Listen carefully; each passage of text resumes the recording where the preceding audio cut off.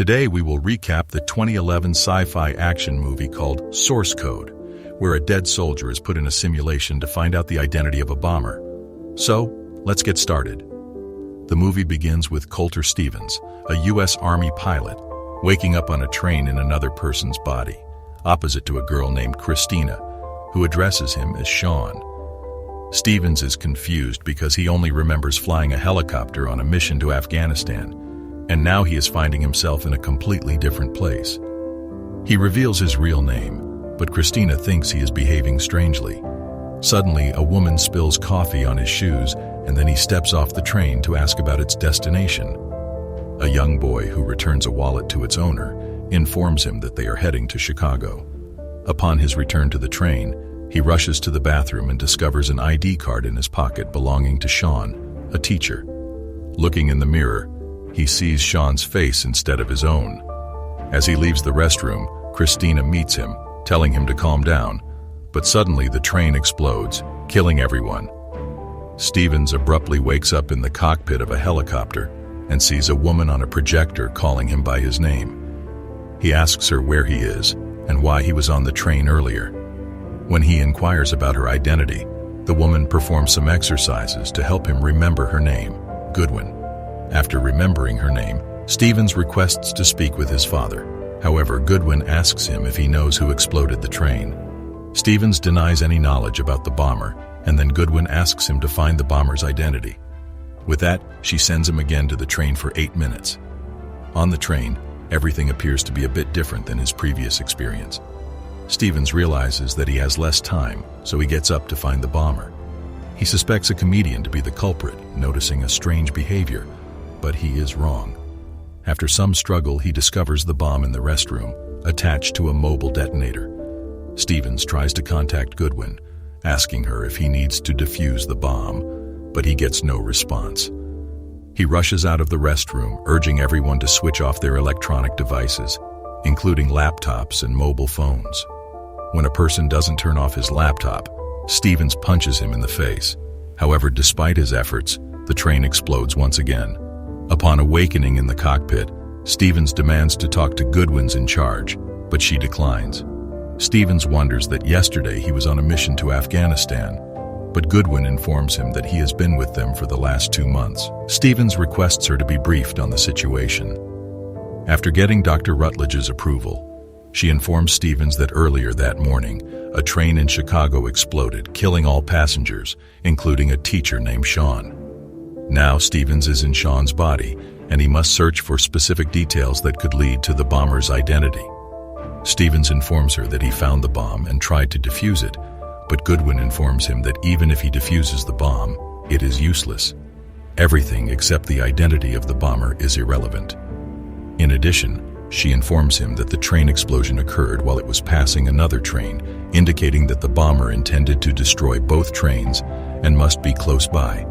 She also tells him that around that time, 52 calls were made, and one of those callers was the bomber. Now, Stevens has to observe the passengers and notice if anyone is unusually quiet, withdrawn, or nervous. On the next visit, he asks the ticket collector and Christina if they noticed anyone behaving strangely on the train but doesn't get any information. He then finds a phone and a diary in Sean's bag from which he learns that Sean intended to ask Christina for a date. Suddenly, he spots a man with a suitcase emerging from the restroom, and then he exits the train, leading Stevens to suspect that he is the bomber. Stevens takes Christina out, saying he has a bad feeling about the train. However, he actually wants to keep an eye on the suspicious man. Stevens follows the man until he sits on a bench, and he asks him why he left the train, to which the man claims that it was due to motion sickness. Stevens demands to see his phone, but the man refuses, causing a fight between them in which Stevens tries to snatch his suitcase. The train explodes again, but Stevens, Christina, and the man survive. He again starts fighting with the man and is accidentally thrown onto the railway tracks. Unfortunately, Stevens dies again when another train hits him.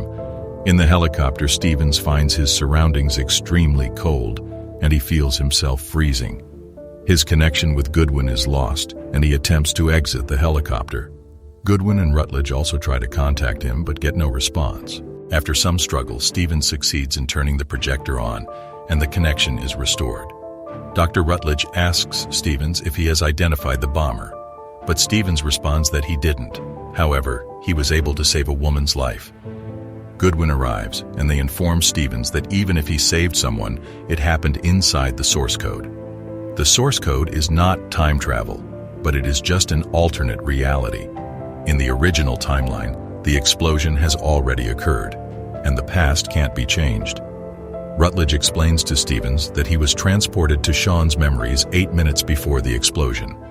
Since the human brain remains active for some time after death, Stevens was able to connect with Sean's brain due to their compatibility in terms of gender and many other aspects. After 8 minutes, Sean's memories end, and Stevens ceases to exist in the source code, so he returns to the helicopter's cockpit every time. Stevens insists that he saved Christina's life, but Goodwin informs him that the woman is still deceased. Dr. Rutledge then reveals that the train attack was the first of the bomber's attacks, and his next target is downtown Chicago. Millions of people are at risk, and if Stevens can identify the bomber from Sean's memories, everyone can be saved. Goodwin tells him that he will find a gun in the security cabin of the train and see if he can use it, as he is allowed to do anything, but with the condition that is to find the bomber. This time, Stevens goes to the security cabin to steal the gun, but as he breaks in, he gets caught by security and handcuffed to a pole. Christina arrives to check on him, and he requests her to use her phone so he may contact his father, but as they talk, the bomb detonates. He demands that Goodwin let him speak to his father, but Goodwin tells him to wait until the mission is completed. She asks him to check people's suitcases and backpacks, as the bomber might have some kind of equipment with him, like a screwdriver or gloves. The next time, Stevens introduces himself as Stevens' friend and asks Christina to search for the identity of Colter Stevens online. He then spots a man on the phone and suspects him of being the bomber, but he turns out to be innocent. Stevens goes to a lady and introduces himself as a military officer, asking for her phone. The lady reluctantly gives her phone, and he calls Dr. Rutledge to inform him about the bomb, but suddenly Christina arrives. She informs him that she searched for his friend Colter Stevens and discovered that he died 2 months ago while on a mission in Afghanistan. Stevens is stunned to learn of his death and is abruptly transported back to the capsule. Stevens asks Goodwin if he is dead, and Goodwin reluctantly confirms this but explains that a part of his brain is activated and connected to Sean's brain. Enraged, he demands to be allowed to die peacefully as a soldier. He further tells Dr. Rutledge that he contacted him from the train before the explosion, but Dr. Rutledge tells him that he didn't receive any call. Rather, the call was received by a completely different Dr. Rutledge in an alternate reality. Dr. Rutledge promises that Stevens will be allowed to die after this mission, and then orders Goodwin not to go easy on Stevens, as time is limited before the next explosion. Stevens enters the source code numerous times, every time reaching a dead end. Thus, he loses all his confidence. Dr. Rutledge and Goodwin play an audio recording from Stevens' father saying how he misses his son, who was so passionate about his work.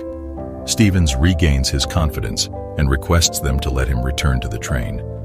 He steals the gun and then defuses the bomb, retrieving the connected mobile. He calls the last number in the history and gets out of the restroom to see whose phone starts ringing. Seeing a man talking on the phone, Stevens puts him at gunpoint, but it turns out that the man is innocent and he was just talking to his wife.